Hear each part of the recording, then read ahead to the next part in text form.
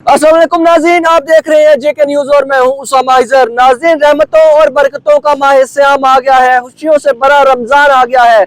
जी हाँ, बिल्कुल रमजान मुबारक का चांद नजर आ गया है। आप मेरे अकब में देख रहे हैं, रमजान मुबारक का चांद नजर आ चुका है। जेके न्यूज के नाज़रीन को सबसे पहले अपडेट कर रहे हैं कि रमजान मुबारक का चांद नजर आ गया है। रुयत हलाल कमेटी ने भी इस बात का बाकायदा ऐलान कर दिया है कि रमजान मुबारक का चांद नजर आ चुका है और कल जो है पहला रोजा होगा।